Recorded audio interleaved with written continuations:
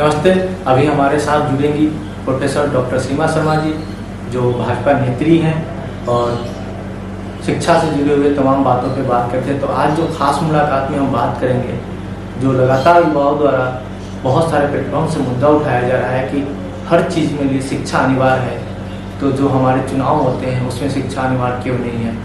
तो इस विषय पे हम बात करेंगे और आप सीमा शर्मा जी की बातों को सुन सकते हैं हमारे चैनल के माध्यम से। तो मैम, जो बहुत सारे युवा है, बहुत सारे प्लेटफॉर्म जैसे सोशल मीडिया का हो गया या तमाम ऐसे प्लेटफॉर्म्स है जहाँ से वो बात कर रहे हैं कि जो MLA हैं, MLC हैं, उन लोगों के लिए क्या एक निर्धारित योग्यता का होना जरूरी है या नहीं?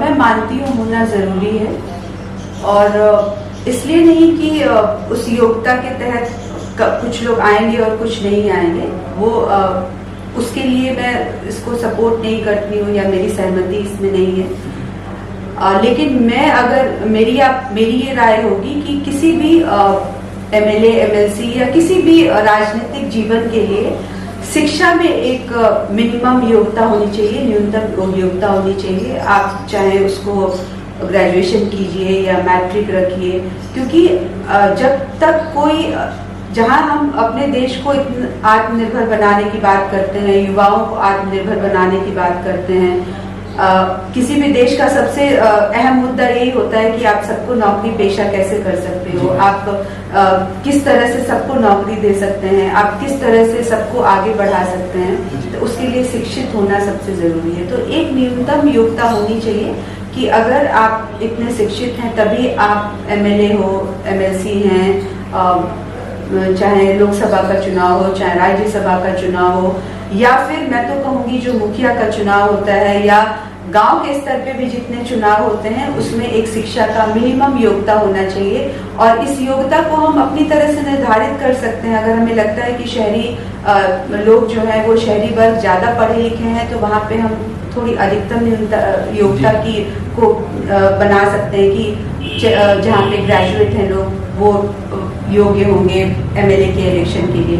लेकिन जो गांव में है, जहाँ पे सुविधा नहीं है या जहाँ पे सुविधा होते हुए भी लोग बहुत ज़्यादा नहीं पढ़ रहे हैं, या अधिकांश लोग किसान हैं जो खेती बाड़ी में ज़्यादा खेती-बाड़ी में काम करते हैं, तो उस जगह पे हम मुखिया के लिए या वार्ड का इलेक्शन होता है या जितने भी गांव के स्तर पे, पंचायत के स्तर पे जितने भी इलेक्शन होते हैं, वहाँ पे हम मैट्रिक तो कम से कम योग्यता रख सकते हैं कि मैट्रिक जो पास है वो उसके लिए चुनाव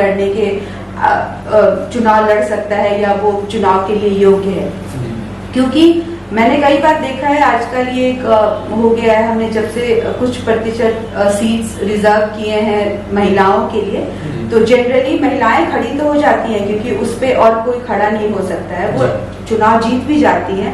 लेकिन चुनाव जीतने के बाद जो उस सीट की उपयोगिता है या उस सीट से जुड़ी हुई हर चीज जो है या उस पद से जुड़ी हुई हर चीज का जो हर चीज की चाबी जो है ना, वो उनके पति के पास होती है। इसीलिए एक मुखिया पति बहुत कॉमन सा शब्द है जो हम उनके लिए इस्तेमाल कर सकते हैं। वो शायद इसलिए क्योंकि महिलाएं पढ़ी लिखी नहीं है, उनकी आवाज बुलंद नहीं है और वो उस तह तक जाना नहीं चाहती है। तो अगर हम शिक्षा को एक न्यूनतम योग्यता में रखने की, नहीं इतना शिक्षित हैं तभी आप चुनाव लड़ सकते हैं, तो शायद ये देश के लोगों के लिए भी बहुत अच्छा होगा।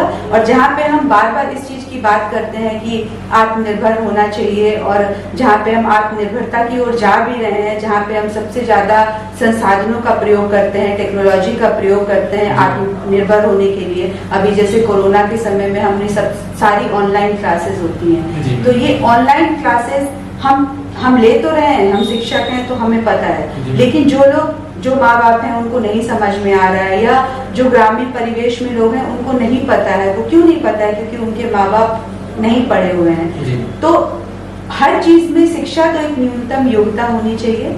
और जहाँ पे पूरे देश का विकास जो है वो राजनीति से ही जुड़ा हुआ है, जहाँ पे राजनीति एक ऐसी चीज है जिसके बिना पे ही हम लोकतंत्र की बात करते हैं, तो लोकतंत्र और राजनीति तो जुड़ी हुई चीज है। तो अगर राजनीतिक शिक्षित नहीं होंगे तो फिर लोकतंत्र तो आगे नहीं बढ़ेगा। तो लोकतंत्र को मजबूत बनाने के लिए भी राजनीति में शिक्षा का होना जरूरी है, और इसको हम एक योग्यता में रख सकते हैं। और मुझे ऐसा लगता है कि इससे बड़ी चीज कुछ भी नहीं है।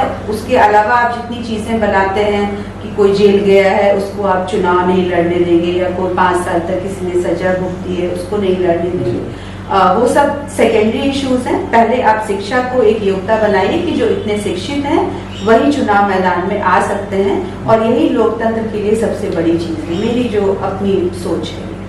मैम, आपने जो बात कही, आपने जो सेकेंडरी चीज़ें की भी जिक्र किया, जैसे जो सजा आता है उन लोगों के लिए, स्वच्छ राजनीति की परिभाषा आप क्या समझते हैं? स्वच्छ राजनीति तभी होगा जब हम शिक्षित होंगे। अगर वो शिक्षित होते तो वो चीज वो नहीं करते। और कहीं कुछ हद तक हमारे जो लोग हैं, या हम जिस लोकतंत्र में रहते हैं, हमारा जो समाज है, हमारा सामाजिक परिवेश ऐसा है जहाँ पे हम शायद कई बार उनको मजबूर करते हैं वो करने के लिए। अगर हम सक्षम हैं, क्योंकि वोटर्स से ज्यादा कोई भी मजबूत नहीं होता है, उनके पास सारी शक्ति होती है, तो अगर हम उस शक्ति को एक पॉजिटिव साइड में उसका इस्तेमाल करें, जहाँ पे हम नेताओं को उसको जाति के आधार पे या रिलीजन के आधार पे या और किसी आधार पे हम उसमें उनको नहीं खेलने दें, तो फिर वो कोई ऐसी चीज नहीं करेंगे जिससे उनको सजा मिले।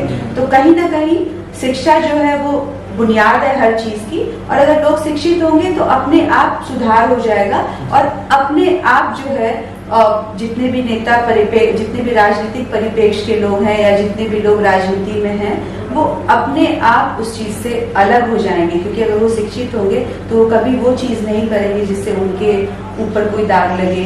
और कई बार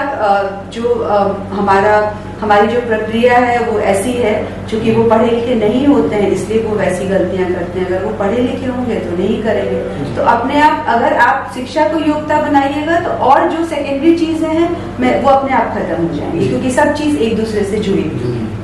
तो इसको अभी जो सबसे अहम बात निकल कर आई वो शिक्षा का महत्व इतनी बड़ी है कि हम अगर खुद शिक्षित होते हैं तो हमारी जितनी भी मानसिक स्थिति है, मानसिक सोच है, वो सभी परिवर्तित हो जाती है। हम खुद को विकास के लिए प्रेरित कर सकते हैं, लोगों को प्रेरित कर सकते हैं। बने रहे युवा हित में, फिर बहुत सारे विषयों पे बात करेंगे। तब तक के लिए नमस्कार।